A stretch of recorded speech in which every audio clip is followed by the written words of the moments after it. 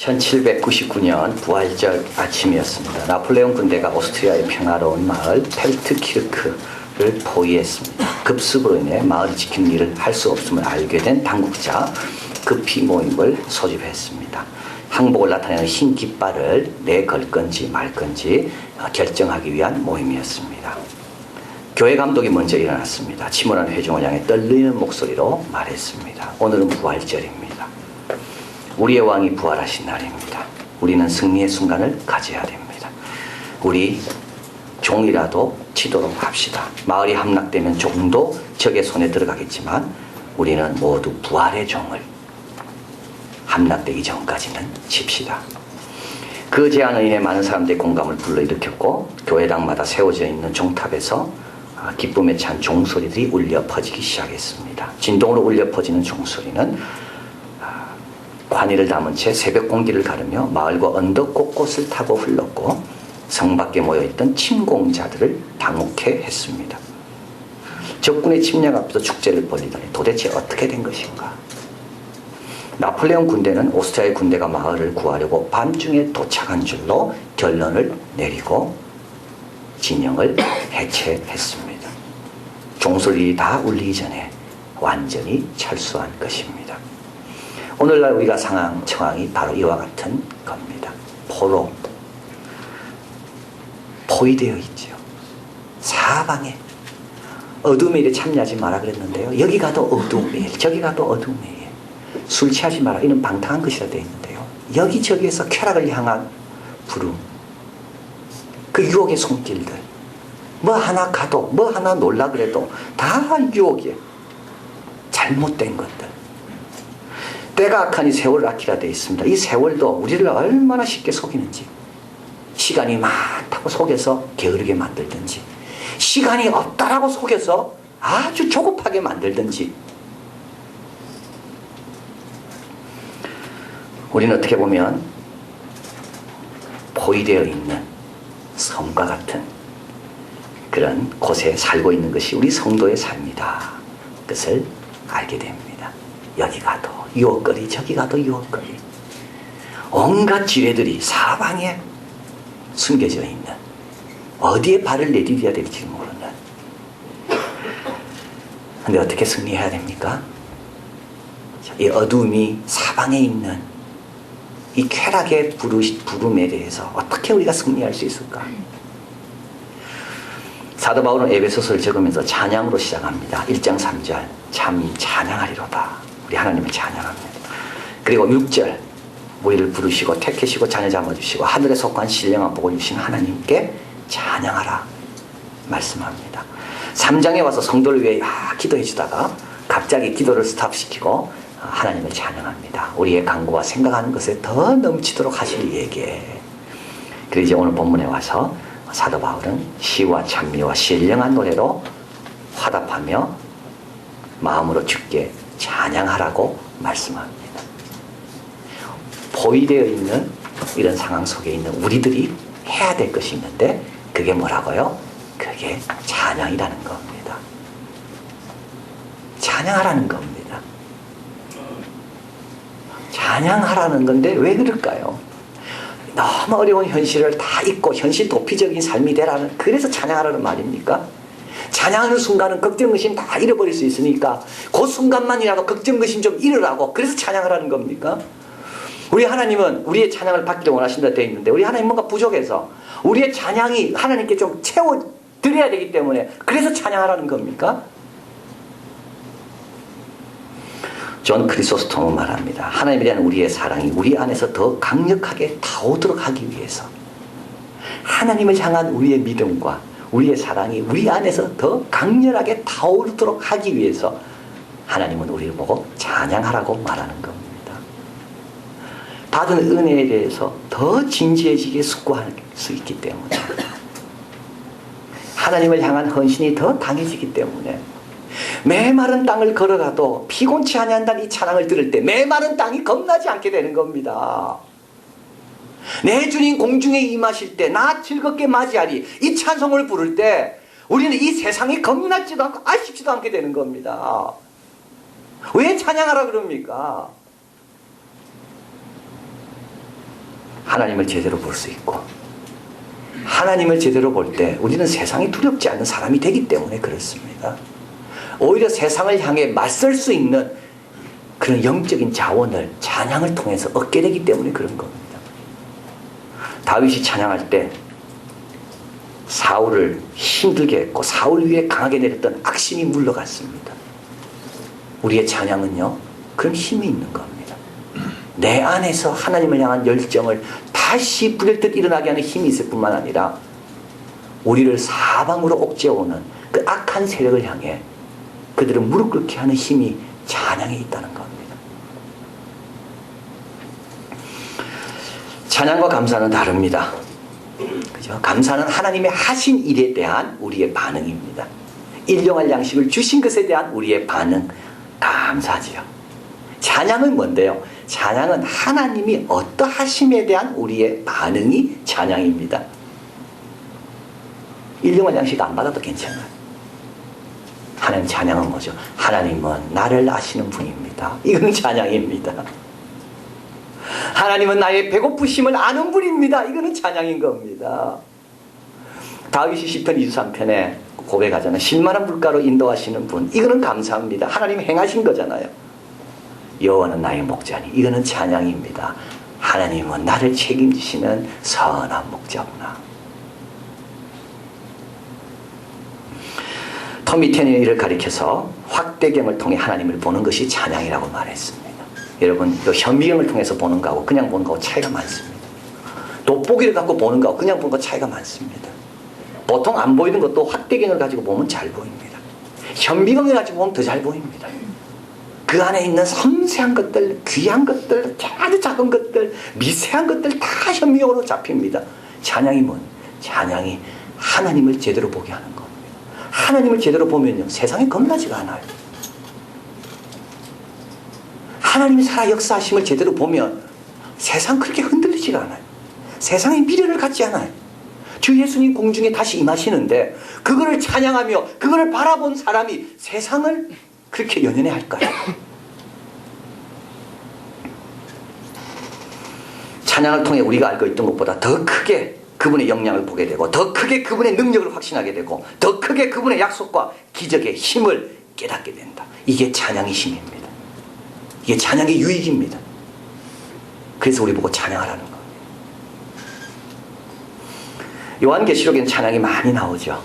요한계시록은 성도가 제일 어려울 때입니다. 여러분이 제일 어려울 때 요한계시록을 보면 됩니다. 제일 어려워. 사방으로 우겨 싸움을 당해, 거꾸로뜨림을 당해, 넘어짐을 당해. 사방이 다 피할 곳이 없어요. 사단의 위에 있다 그러죠. 교회를 가리켜서 사단의 위에 있다. 사단이 막 자꾸 흔들 수 있는, 흔들어대는 그런 어려운 상황. 기업도 뺏기고 직업도 뺏기고 다 뺏겨요. 우리 아이도 뺏기고 남편도 뺏기고 예수 믿는 이유 때문에. 로마 황제는 영원할 것 같고. 근데 요한계시록에 제일 많이 등장하는 것이 찬양입니다. 4장 11절 요한계시록 우리 주 하나님이여 영광과 존귀와 능력을 받으시는 것이 합당하오니 주께서 만물을 지으신지라 만물이 주 뜻대로 있었고 또 지으심을 바랐나이다. 달라지죠. 이 찬양을 부르는 순간부터 달라집니다. 만물이 주 뜻대로 있는 겁니다.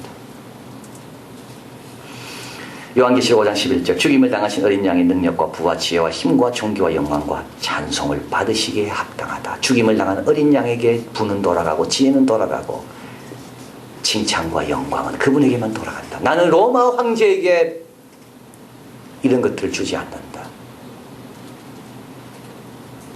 만약에 찬양이 없었더라면 어떻게 됐을까요? 그분의 어떠하심에 대한 우리의 고백이 약했다면, 그분의 어떠하심에 대한 우리의 고백이 없었더라면 여러분 어떻게 되겠습니까?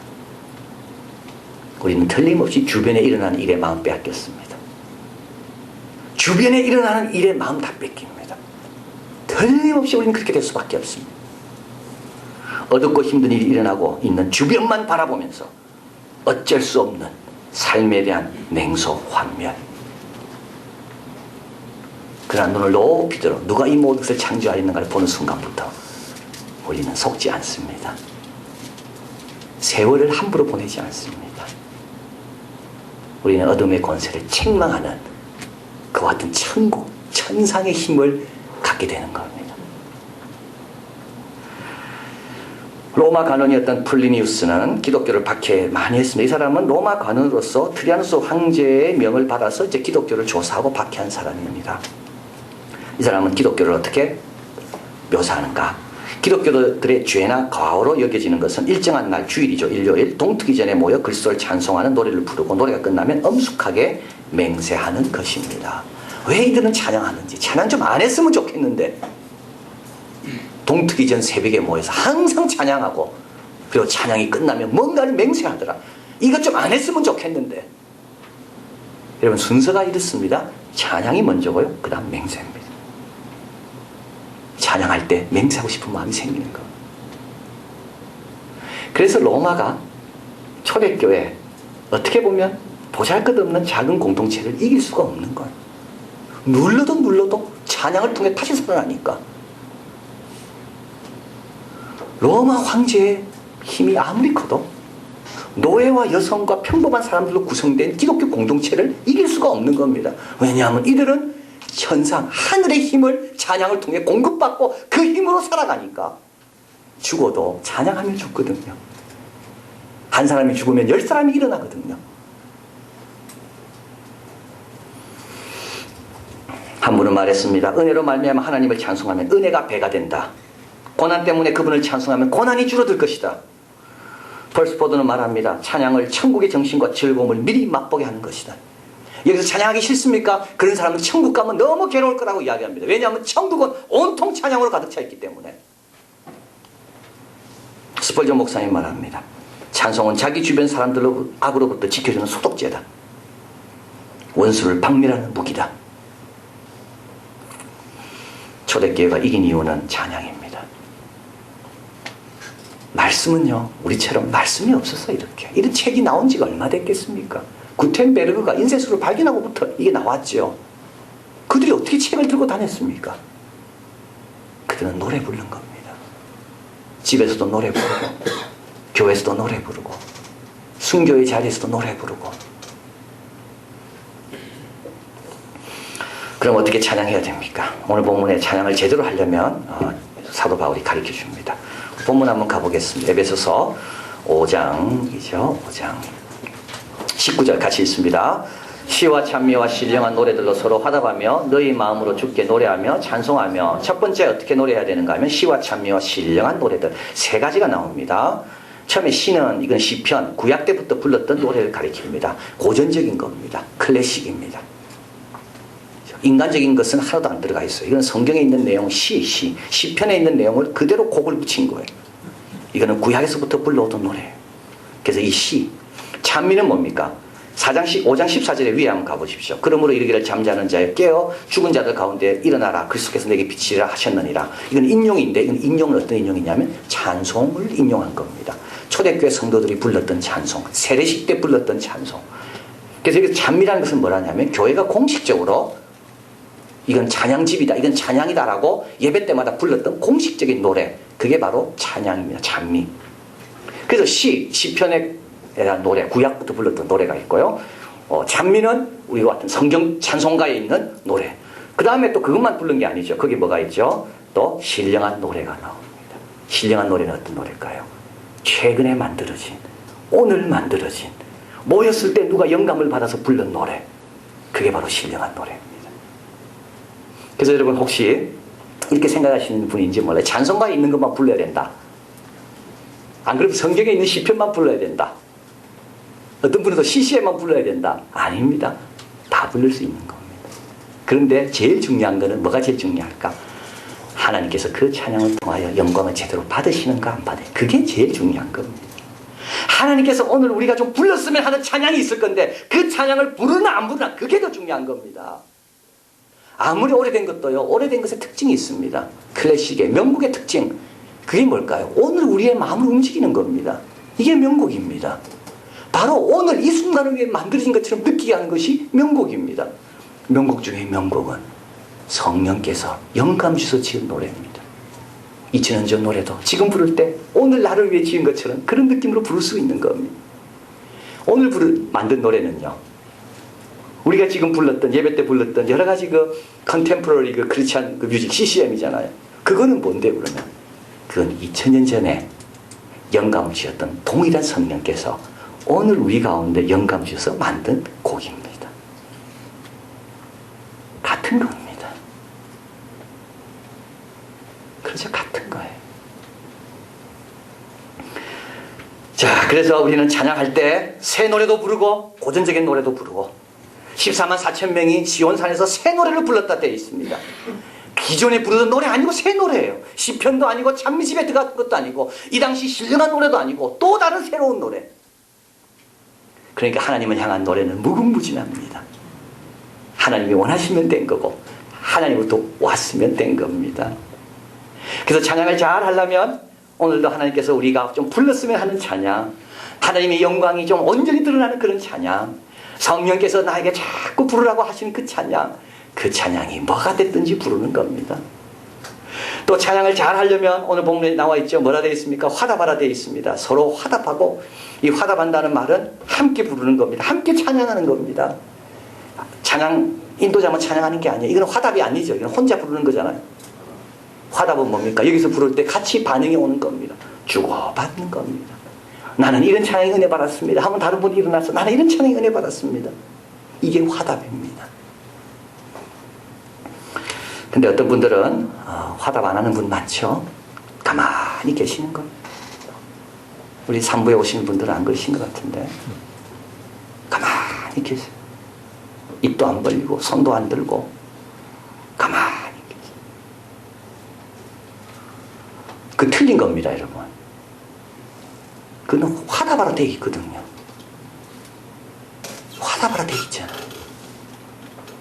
시편 145편 앞에 있습니다. 왕이신 나의 하나님에 내가 주를 높이고 영원히 주의 이름을 내가 높여야 됩니다. 남에게 맡길 일이 아닙니다. 주님 높이는 일은 남에게 맡길 일이 아닙니다. 내가 주를 높이고 147편 1절 할렐루야 우리 하나님께 찬양함이 선함이야 찬송함이 아름답고 마땅하도다. 마땅하고 선한 일입니다. 하나님을 향한 충성을 숨기는 건 위험하다 그랬습니다. 영적 건강에 도움이 전혀 안 됩니다. 한 회심한 십자군 군사가 처음에는 침대나 은밀한 곳에서 기도했습니다. 근데 마음이 편하지 않아요. 마음이 불편해요. 결심했습니다. 다른 사람 보는 앞에서도 기도하리라. 막사 앞에서 내가 조롱을 당한다, 멸시를 당한다 할지라도 다른 사람 보는 앞에서 나는 기도하리라. 근데요, 그렇게 기도하기 시작하니까 다른 일에 있어서 자신의 입장을 분명히 표현할 수 있게 됐고 마음이 평안해졌다. 우리를 분명히 드러내는 것은 우리 영적 건강을 위해 필수적인 것이다. 여러분 꼭 기억하십시오. 팔 올라가지 않아도요. 명령하세요. 손 올라가. 손 올라갑니다. 입 벌리기 싫죠? 입에게 명령하세요. 이 입은 하나님을 찬송하도록 주신 입이다. 입 벌려. 벌릴 거예요.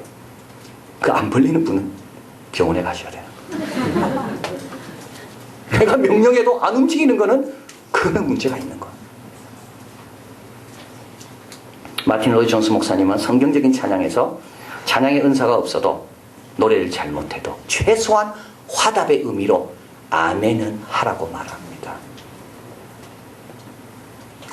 만일 그렇게 당신이 아멘으로 화답한다면 그 화답하는 마음이 나에게 있다면 하나님께 감사하라고 말합니다. 왜냐하면 그것은 내가 하나님의 자녀임을 증명해 주는 것이기 때문에 내 안에 하나님이 주신 생명이 있다는 증거이기 때문에 그런 말합니다. 여러분에게 있는 가장 희미한 아멘조차도 소중히 여기십시오. 그리고 그것이 더 큰 아멘이 될 수 있게 하십시오.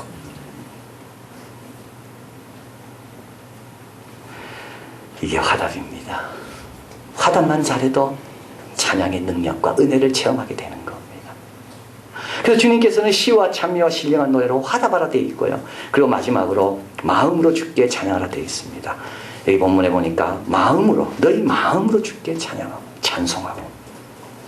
이 말은 뭡니까? 주께 찬송하는 거죠. 주께 찬송하는 겁니다. 오늘도 우리 특송했습니다. 여러분에게 한 거 아닙니다. 여러분이 판단할 게 아니에요. 왜 저렇게 찬송하는가? 그 판단은 하나님만 하시는 겁니다. 우리는 화답해야 돼요. 화답. 이 찬양이 하나님께 나의 화답과 함께 올라갈 수 있도록 우리는 화답하는, 우리도 찬양자입니다. 우리는 가만히 앉아가 구경하고 아 찬양 뭐 괜찮았네, 들을만 했네. 여러분 그거 아주 잘못된 겁니다. 이 찬양은요 여러분을 위해 한 찬양이 아니에요. 여러분을 위해서 하는 건 딱 한 가지, 설교밖에 없습니다. 나머지는 다 뭐 하나님을 향해 올라가는 겁니다. 조심해야 됩니다. 사람의 반응에 너무 예민하면 안 됩니다. 그건 누굴 위해 한 겁니까 그러면? 자기를 위해 했든지 사람을 위해 한 거거든요. 하나님의 반응에 예민해야 돼요. 예배에서 제일 중요한 게 뭘까? 찬양에서 제일 중요한 게 뭘까? 여러분 찬양을 들으실 때도 마찬가지예요. 제일 중요한 걸 뭐로 생각해야 됩니까? 화음입니까? 목소리인가요? 완벽입니까? 우리의 추구하는 것은 토미 테니는 다윗의 장막에서 말합니다. 완벽이 아니라 임재다. 우리가 추구하는 것은 완벽이 아니라 임재다. 하나님이 우리 예배를 받기 위해 와 계시면 된 겁니다. 하나님이 우리의 찬양을 받기 위해 이 가운데 친히 임하시면 그거면 된 겁니다.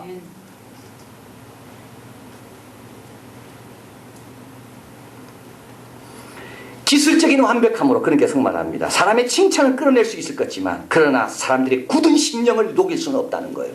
사람의 굳은 심령, 우리 영혼 속에 있는 하나님을 향한 열망이 활활 타오르게 하려면 내 찬양이 어떻게 된다고요? 성령께서 역사하시는 찬양이 돼야지만이 우리 속에 있는 열망을 하나님을 향해 올라갈 수 있도록 돕는 도구가 되는 겁니다. 우리 하나님께서 성가대를 뽑을 때 한 가지입니다. 찬양팀 뽑을 때 보시는 건 한 가지랍니다. 오디션, 우리 하나님의 오디션에 합격하려면 한 가지만 되면 돼요. 그게 뭐냐 하면 마음입니다. 마음의 오디션.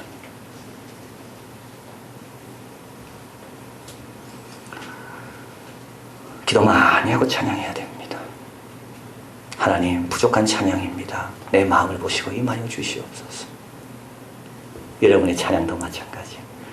하나님 내 부족한 입술을 통하여 드리는 찬양 가운데 임하여 주시옵소서. 그럴 때 그 찬양을 통하여 우리가 새로워지는 겁니다. 우리 시편 119편 한번 같이 보겠습니다. 17, 18절 같이 한번 읽겠습니다.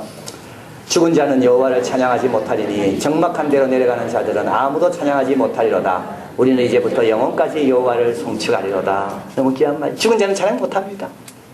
이 귀한 찬양, 확대경처럼 하나님을 제대로 보게 하는 이 찬양, 우리 하나님이 기뻐하시고 우리 하나님이 임재를 경험하기, 이 찬양은요 죽은 사람은 못합니다. 믿지 않는 사람은 못합니다.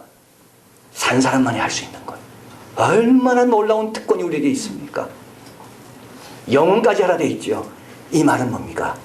지치지 않는다는 겁니다. 제목이 소진하지 않는다는 거예요. 하면 할수록 하나님께서 새 힘을 우리에게 주신다는 겁니다. 어떻게 해야 됩니까? 우리 이제부터 찬양하라는 겁니다. 지금부터 시작하라는 겁니다. 찬양으로 하나님의 힘으로 승리하는 여러분 되시기를 진심으로 바랍니다. 기도하겠습니다.